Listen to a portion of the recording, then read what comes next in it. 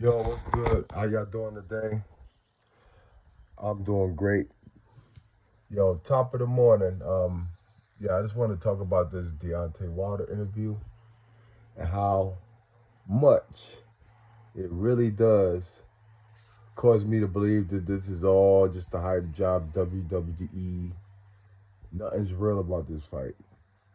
Because, the way I look at it is if Deontay Wilder is that serious about like racial inequality in America, in 2021 right now, all because he lost a fight, that right there turns me off about like even buying his fight. I can't support someone who is acts like they're oppressed, but really they're not. He's got too much going on for him. Thankful for his boxing career, that he's sitting up here and now he's basically trying to take us back to the Stone Ages, like where he basically feel like he's compared to somebody who went through somebody with good characteristics like Ali, compared to his bullshit that he's talking about right now. I watched the interview with Ray, and I tell you, there's a lot of contradictions in there. He says that he keeps his circle small, and basically he has a circle inside of a circle, that he keeps only them around him, and like once in a while he might let like a little person in here and there. Don't nobody care about that shit. This 2021, like all this little extra little subliminal bullshit message that people try to bring is getting ridiculous. I don't want my kids to grow up in a world where as though they feel like every little thing's supposed to bother them because somebody like Wilder is so insecure about his loss. So that right there, I just look at boxer as a boxer. I don't look at him as like a figure. He's just a motherfucker who boxes. And this whole thing about you know, about JD's, you know, you say that you went through something, like as far as like, you were pitted against everybody was pitted against you, like one person spiked your drink, and you kind of sticking to that story. I noticed that in the interview, you know, basically you kind of blaming Mark Breland for stopping the fight, and you also kind of blaming him about spiking your water. And then you keeping JD's, even though he's been in your trainer for two fights, and he was the one who was supposed to monitor the tape. Like he supposed to be like doing study tape on Fury. Like, over all of this time, what was y'all doing over there in that camp? Like that shows so much inexperience on JD's part because he was your main trainer all of this time. Was he studying tape on all of this? This glove gate shit. Like think about it, from the first fight to the second fight. What the fuck were y'all doing over there? You see what I'm saying? But you keep that guy, the more inexperienced guy, and you admitted that he was inexperienced, but you keep him over the fucking black guy who stopped the fight to keep your ass from getting killed.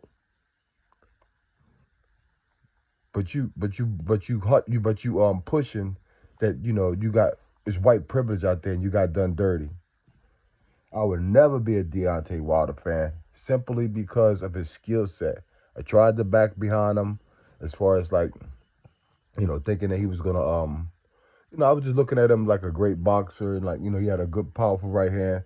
But, there's a lot of heavyweights with more skills than Deontay Wilder.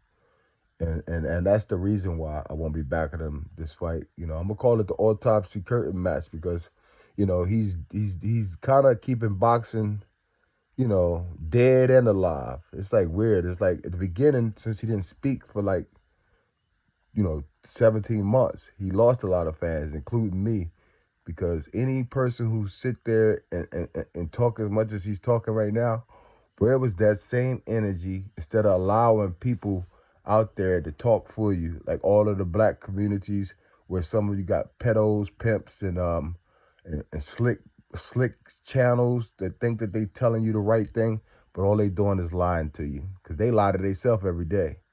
One motherfucker's a known sex offender. He ain't admitted none of that shit. BFTB. The other motherfucker's a known pimp who says he's a pimp.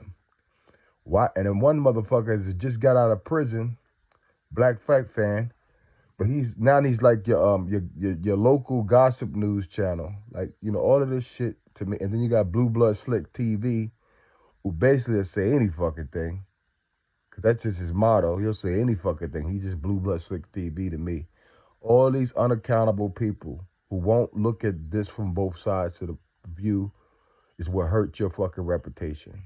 So you can keep all of those people who don't even go to fights, who don't even they don't even like really like have anything to do with like any good influence in boxing. They not there like, being happy, and all they doing is sitting there going to fights and pushing that race hustle and shit instead of fucking being a journalist and getting people back into the sport. So everything that y'all do is built around the white man, but it's not built for your people, because if it was, that's what a journalist would do. Go to a fight and try to get people to more react to fights. You know. I just wanted to I'm thinking about this interview, like, and I'm still wrapping my head around like all of this stuff that I had to listen to Deontay Wilder say. And here I am, an older gentleman, 48 years old, been around, seen it all, and we still got this type of shit going on in boxing, because there's a way you can go about, gaining your respect in the sport. But first you gotta start within the circle that you're talking about, and that's basically firing the person who was mainly responsible for you at the beginning of the first fight of the glove situation, and even after the fight, because the gloves were supposedly loose, which, I'm just a fan, so I don't really give a fuck.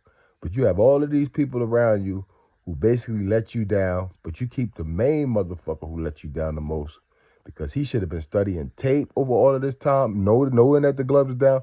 So therefore, I feel like that whole theory of these gloves and all this bullshit is all made up propaganda to make you some type of messiah when all you are is a fucking boxer. And I'm out. Peace.